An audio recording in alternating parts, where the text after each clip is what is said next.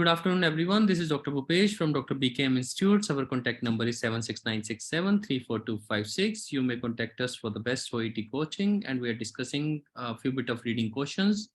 So which of the following statement is correct? These are very simple questions. Which of the following statement is correct? Mosby's Medical and Nursing Dictionary defines arthritis as any inflammatory condition of the joints characterized by swelling and pain.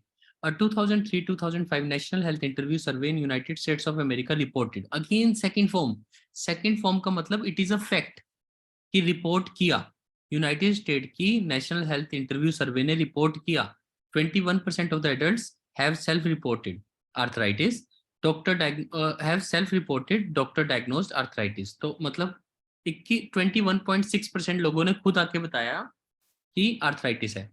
In Australia, it is estimated that 2020 तो ये reading शायद पुरानी है, तो ये correct, ये estimation है कि ऑस्ट्रेलिया में 2020 में जाके 1 in every 5 Australian will have arthritis.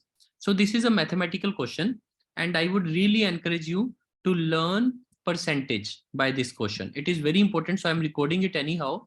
So I would really like to encourage you to learn this thing. Please, it's very, very important. Okay. So whenever you get any proportions like these, whenever you get any proportion like this, what you can do is 1 in 5 means 1 divided by 5. This is the meaning of 1 in 5. That means among 5 individuals, 1 is having this problem. So 1 in 5 को जब भी आपने percentage निकाला है, so you can multiply it by 100.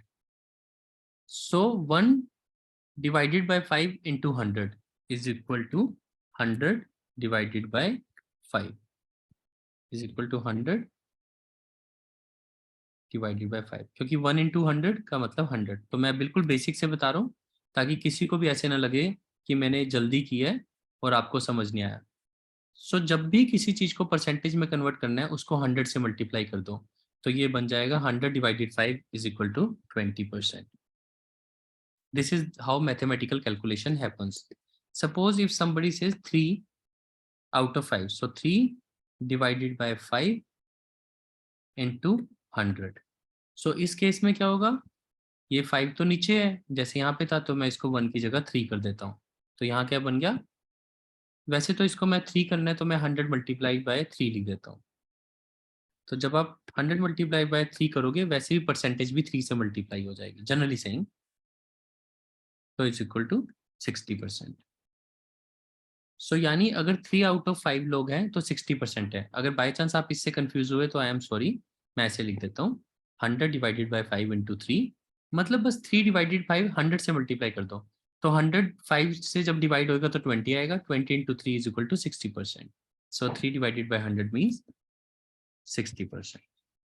Please again, अगर आपको कोई कहे 1 इंडिविजुअल आउट ऑफ 4, तो मतलब 1 डिवाइडेड बाय 4 into 100, यानी का मतलब 100 divided by 4. So 100 divided by 4 means 25%.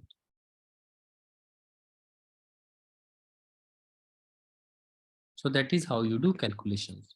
So कभी कभी calculations थोड़ी absurd होती हैं. अब हम वापस अपने क्वेश्चन पे आते हैं. I know it is little boring, लेकिन बहुत आसान है. प्लीज समझो, सिर्फ 100 से मल्टीप्लाई करना होता है और आप सबको लगेगा एक क्वेश्चन ऐसा सोल्व होने लग गया पेपर में, तो अगर आपके बाय चांस गलती से जिन लोगों का रीडिंग रह गया 330 340, तो ये मौका है 350 करने का. ऐसे क्वेश्चंस को समझना. तो कह रहा है, और इसमें ग्रामर तब भी इंपॉर्टेंट है. अमेरिका ने रिपोर्ट किया है 21.6% एडल्ट्स को आर्थराइटिस होता है. ऑस्ट्रेलिया में एस्टिमेट किया गया है कि 2020 में ये 20% हो जाएगा. 1 in 5 का मतलब मैंने बता दिया 20%. तो अमेरिका में पहले से ही 21.6% है, और ऑस्ट्रेलिया में अभी 2020 में होगा 20%, वो भी यानी आज के टाइम में तो 20% से भी कम है. तो यानी अमेरिका में ऑब्वियसली ऑस्ट्रेलिया से ज्यादा है. तो more adults in Australia have arthritis, no. More adults in USA have arthritis than in Australia, yes, क्योंकि यूएसए में पहले से ही 21% है पास्ट में, और ऑस्ट्रेलिया में अभी 20% होगा, तो अभी तो होना है, अभी तो उससे भी कम है, तो डेफिनेटली यूएस में ज्यादा है. So that is how you should do this question. Again, this is Dr. Bhupesh from Dr. BKM Institutes. I hope you have understood this question. Now I'm just going to ask you for any doubt if you have in this question. Thank you.